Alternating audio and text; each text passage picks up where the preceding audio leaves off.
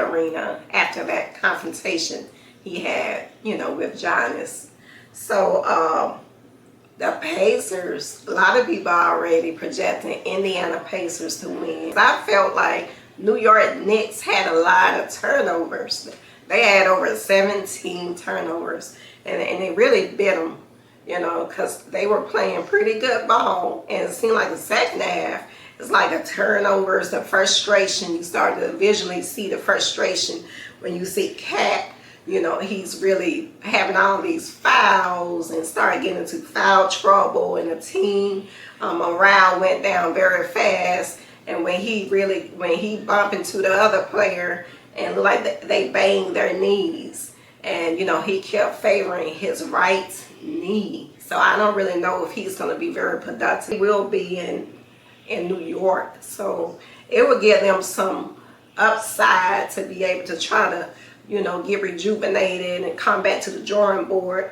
But you have to give a lot of props to Indiana Pacers. I mean, they're really looking real good. Indiana is looking real good. I mean, because you have Pascal Siakam. I'm glad that they did get Siakam, because he really is a game changer. He had 30. And then you have Aaron Nesmith had 16. You had Miles Turner had 13. Tyrese Halliburton is a very special, sensational player. A lot of people don't really want to give him credit like they need to give him credit. He's underrated. He had 32. He had 15 assists, 12 rebounds. He made history. He's very focused. They're a young team. They're gelling very well. They're well balanced. And they really know how to get the job done. You have Obi Toppin. He come in and really put a lot of good pressure in. He bring a lot of high energy when they need it. And then you have Benedict Mathurin. He got into it with Jalen. Them two kept getting into it. I was like, okay, what's going on? Jalen like, hey, get off me. Stop touching me. And he came in. He had 20. Let's get on the Knicks. OG Anunoby had a pretty good game. He stepped it up. He had 22. He had 4 assists. Cat had 24. He had 3 assists and 12 rebounds. And Michael Robinson only had 6, which we know he normally does not produce a lot. He's mainly used for defense and rebounds. But he's going to have to score a little bit more than 6. Jalen Brunson had 31. He did a great job. He can only do what he can do, Mikal Bridges came through. He had 17. He had 3 rebounds. Miles McBride stick out like a sore thumb. He only had 3. And baby, that's not enough. And looking at his other games, he had at least 53 points. Is not enough. He's going to have to most definitely step up. Everybody contribute. Everybody going to have to get on the grind. And Miles McBride is a player who can really shoot threes. He can hit those perimeter shots. And you have other players. I just feel like they most definitely going to have to get Cat more involved. And Jalen Brunson, both of them going to have to go above 30 in order for them to survive tonight.